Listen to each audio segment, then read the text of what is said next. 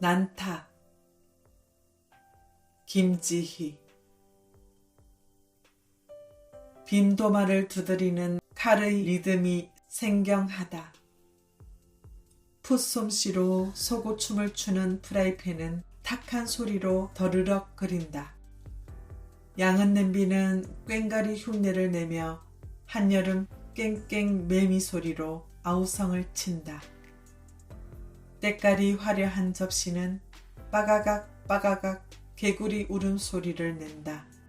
각자 다른 소리를 내는 저것들이 어떻게 하나의 화음으로 어우러질 수 있을까? 손 아래 시누이가 넷이다. 여동생이 없는 나는 결혼 초기에 살갑게 대해주는 시누이들이 고마웠다.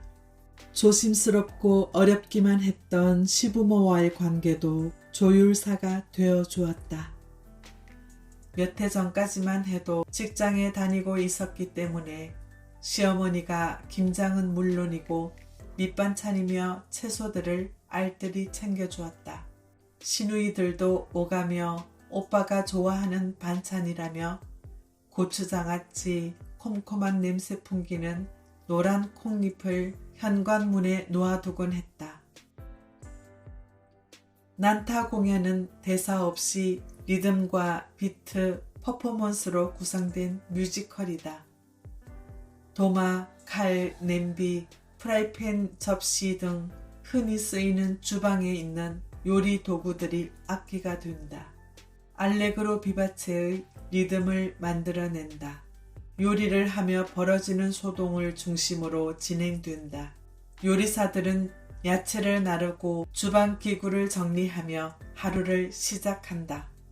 지배인이 철부지 조카를 데려와 요리를 배우게 하고 예정에 없던 결혼 피로연 음식을 준비해 놓도록 요구하고 사라진다.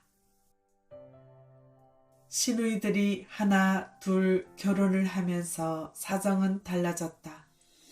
살아온 환경이 달라서일까? 사소한 일들로 마음을 다치는 일이 많았다.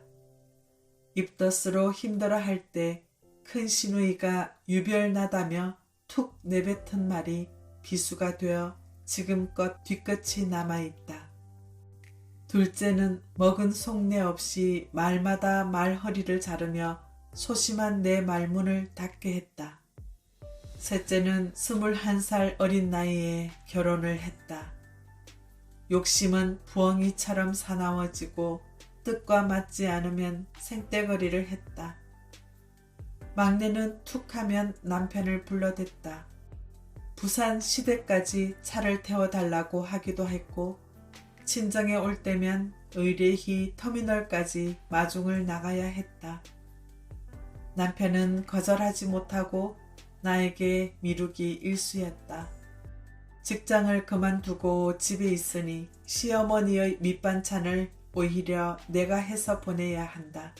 돈 버는 며느리에게 베풀어지던 특혜는 끊어졌고 시누이들도 미뤄두었던 시누이 값을 한다. 각자의 성격을 맞출 수가 없어 갈등은 강물에 묵혀진 펄처럼 쌓여갔다. 그럴 적마다 동생들을 감싸는 남편의 말은 터진 상처에 소금을 뿌린 것처럼 쓰리고 아팠다. 시누이들의 성격은 외향적이다. 서로 짝꿍처럼 굴다가 난탕질을 하기도 했다. 나와 그들은 어느 것 하나 맞추어지는 게 없었다. 내가 시원한 잔치국수를 먹자 하면 뜨거운 칼국수를 원했고 강을 원하면 산을 가자며 억지를 부렸다. 내가 아니면 그녀들은 바뀌었다. 내 한마디는 그들의 네 마디로 부메랑이 되어 돌아왔다. 작당을 한 것처럼 나와는 달랐다. 외며느리인 나는 서름으로 애잡잘했다. 마음에 새겨진 병이 몸으로 전이되어 두통과 불면증에 시달렸다. 그리곤 하혈로 고생 끝에 아기집 적출 수술을 하게 되었다. 그 후로도 몇 번의 수술과 병원을 드나들었다. 난타 공연은 전통 리듬인 사물놀이에 현대 양식을 접목해 색다른 화음의 떨림이 있다. 모데라토보다 빠르고 활기차게 연주가 이어지고 기발한 아이디어로 음식들을 만들며 좌충우돌 해프닝이 벌어진다. 요리사들과 조카는 점차 가까워진다. 마침내 주어진 음식들을 모두 만들어내고 결혼 피로연은 무사히 끝난다. 시누이들의 입장에서 보면 나는 지배인이 데려온 철부지 조카 같은 존재가 아니었을까. 그들만이 살아온 공간 안에 어느 날 불쑥 들어와 섞이지 못하고 겉도는 기름 같았을 것이다. 아버지의 사랑도 나누어 주어야 했고 하나뿐인 오빠도 뺏긴 것 같았지 싶다. 어머니는 직장 다니는 나를 위해 육아며 반찬까지 해다 주었다. 그런데도 가족이 모이면 마지못해 참석했다가 피곤하다는 핑계로 먼저 일어나곤 했으니 애당초 곱게 보였을 리가 없었을 것이다. 해마다 초겨울이면 김장을 한다. 시누이들 목까지 해야 하니 이만저만한 큰 일이 아니다. 일머리가 없는 나는 밭에서 배추가 자라 통통이 살이 오르면 미리부터 허리가 저려온다. 절인 배추가 산더비만 하다.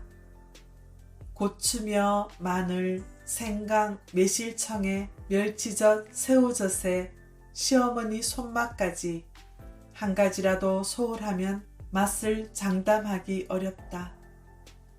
각각의 재료와 양념들이 어우러져야 맛깔스런 김치를 맛볼 수 있다. 가족이 화목하게 살아가는 이치도 별반 다르지 않을 것이다. 아침나절부터 마당의 아궁이에 걸터 앉은 가마솥은 삐질삐질 땀을 흘린다. 김장을 핑계삼아 시누이들이 한자리에 모인다. 시어머니는 아껴두었던 솜씨로 두부를 만든다. 술잔은 넷째에서 첫째 시누이로 옮겨 다닌다.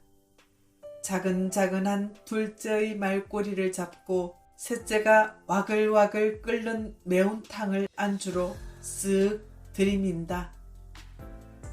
듣는 사람은 없어도 말들은 부엌에서 안방을 거쳐 마당으로 화르르 꽃을 피우고 자지러진다. 뽀글이 파마를 하고 쪽잠 주무시는 시어머니 얼굴에 천사의 나팔꽃이 핀다. 얼마 전 지축이 흔들릴 만큼 지진이 있었다. 새언니 아프지 마세요. 이제부터 잘할게요. 셋째 시누이 말에 내 마음에도 울컥 지진이 일어났다. 차곡차곡 쟁여 담아준 김장 효과인가? 요즘은 시누이들이 종종 가는 술집에서 가끔 만나 늦게까지 흥청흥청 하기도 한다. 지천명의 나이를 넘고 보니 서로 닮았다. 잠잠하던 휴대폰이 울리면 벌써부터 심장이 콩닥닥 콩닥닥 난타를 한다. 이번 주말엔 내가 먼저 밥 먹자는 넉살을 부려 시누이들 가슴을 다듬이질 해볼까. 설탕, 소금, 된장, 간장, 고추장의 드럼통이 알레그로로 버무려져 맛깔나다. 베토벤 바이러스와 드럼통의 울림이 찰떡궁합이다. 양배추며 오이, 당근, 호박이 조각조각 춤을 추고 관중들의 신명난 추임새가 공연장을 들썩이게 한다.